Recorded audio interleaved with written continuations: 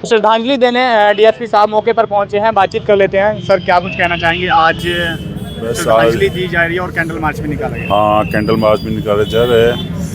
भीमराव अम्बेडकर जी की आज परिनिर्वाण दिवस है, उसके एवज में कैंडल मार्च भी निकाला जा रहा है और सारा समाज आज जो भी कुछ हम उनकी देनी है।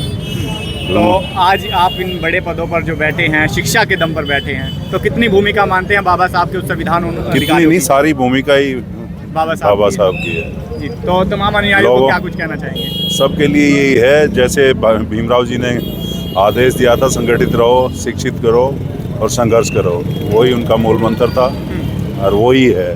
उनकी जो भी शिक्षाएं हैं उन पे चलो, ना कि एक दिन के लिए उनको याद करें। उनके जन्म दिवस या महापरिनिर्वाण दिवस के दौरान उनकी वैसे भी उनकी शिक्षाओं पे अपने बच्चों को भी चलाएं और खुद भी चलाएं। 365 दिन बाबा साहब के कैंडल मार्च भी निकाला गया है। सर, आज हमारे लिए बड़ा दुख का दिन भी है और सौभाग्य का दिन भी है।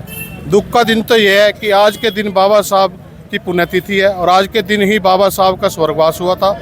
और हमारे लिए खुशी का दिन ये भी है कि बाबा साहब शहीद नहीं हुए थे, वो एक महापुरुष भी है, वे अमर भी हुए थे आज के दिन। अच्छा, आज के दिन वो अमर भी हुए थे क्योंकि मृत्यु उनकी होती है जिनका कभी नाम नहीं लिया जाता, और जिनका नाम लिया जाता है संसार में, दुनिया के अंदर, उनकी कभी मृत्यु नहीं होती। तो बाबा साहब अमर है और अमर रहेंगे। देख लो उसके भाइयों के अंदर कितना दुख भरा हुआ है।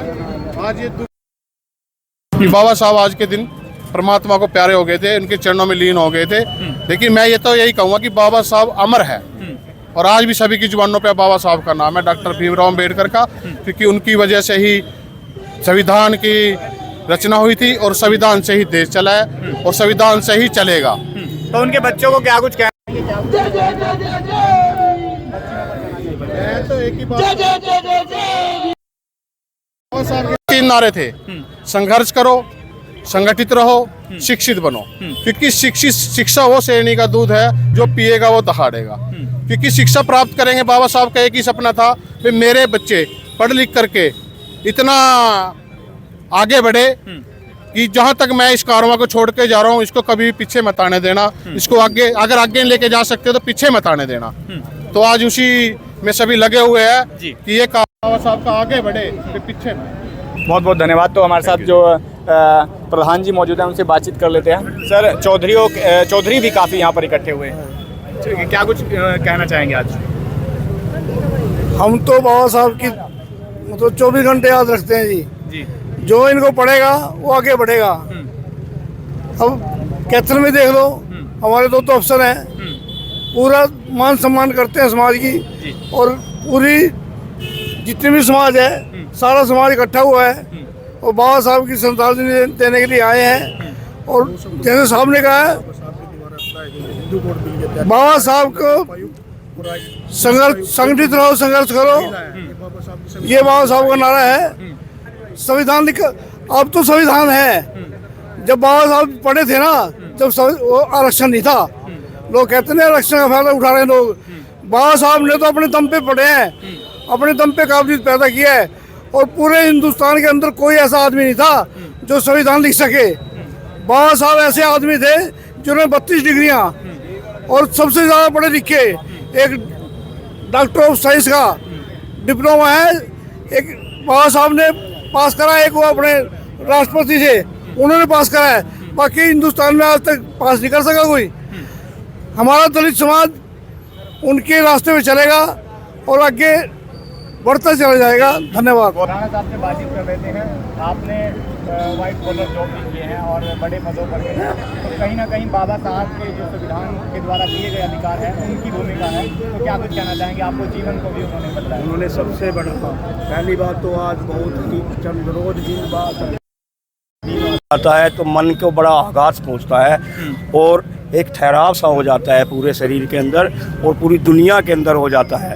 लेकिन बाबा साहब ने स्पष्ट तौर पे लिखा है, संविधान से ही दुनिया चलती है और किसी और पाखंड आडंबर से नहीं।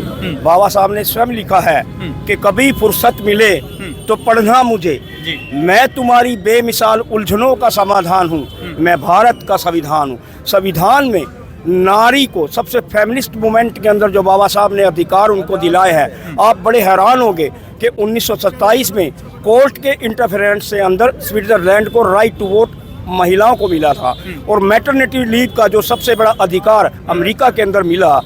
भारत के संविधान जब स्टार्ट हुआ तो बाबा साहब ने स्वयं उसके अंदर जोड़ दिया था, लेकिन अमेरिका में भी कोर्ट के इंटरफेरेंस के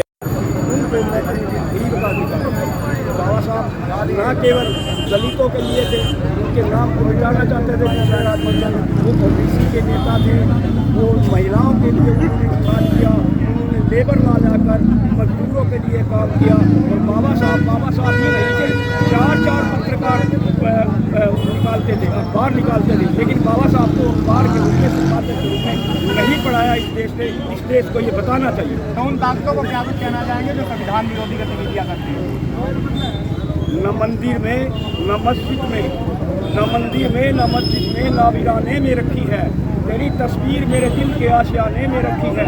जुड़ा सकता जुड़ा लेता तुझे अंगूठी के नगीने में, मगर आप चीज़ ऐसी है रखी जाती है।